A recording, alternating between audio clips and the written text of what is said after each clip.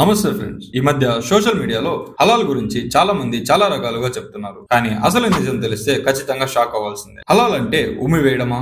హలాల్ వెనుక ఉన్న అసలు సైన్స్ ఏంటి? అది మన ఆరోగ్యానికి మంచిదా కాదా? ఈ వీడియోలో తెలుసుకుందాం. మొదటిగా హలాల్ అంటే ఏంటో అర్థం చేసుకుందాం. అరబిక్ భాషలో హలాల్ అంటే అనుమతించబడింది లేదా ప్యూరిటీ అనే అర్థం. ఒక వస్తువు లేదా పని అది చట్టబద్ధంగా, శుభ్రంగా మరియు నీతిగా ఉంటే దాన్ని హలాల్ అంటారు.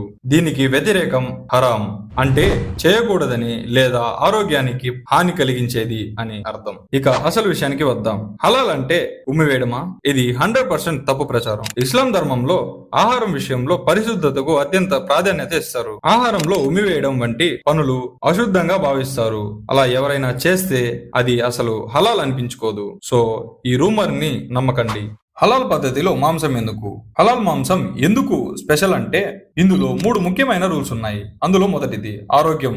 జబ్బులున్న జంతువులను వధించకూడదు. రెండవది హింస ఉండదు. జంతువులకు ఎక్కువ నొప్పి తెలియకుండా క్షణాల్లో ప్రాణం పోయేలా పదునైన కత్తిని వాడుతారు. మూడవది రక్తం.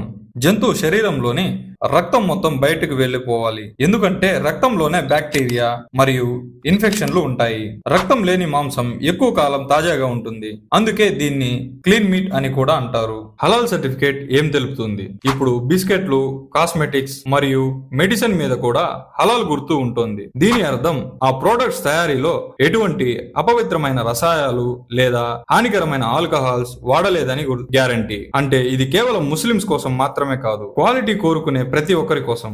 సో ఫ్రెండ్స్, హలాల్ అంటే ఒక మత నియమం మాత్రమే కాదు, అది ఒక క్వాలిటీ స్టాండర్డ్. శుభ్రతను, ఆరోగ్యాన్ని కోరుకునే ఏ పద్ధతి అయినా మనకి మంచిదే కదా. దీనిపై మీ అభిప్రాయం ఏంటో కమెంట్ చేయండి. ఈ వీడియో ద్వారా మీకు ఒక కొత్త విషయం తెలిసిందని నేను నమ్ముతున్నాను. మీకు ఈ ఇన్ఫర్మేషన్ నచ్చితే వెంటనే మీ మిత్రులకు షేర్ చేయండి. నిజం అందరికీ తెలియాలి. మరిన్ని ఆసక్తి వీడియోల కోసం మన ఛానల్ ని సబ్స్క్రైబ్ చేసుకోండి. అలాగే ఈ వీడియో నచ్చినట్లయితే లైక్ చేయండి.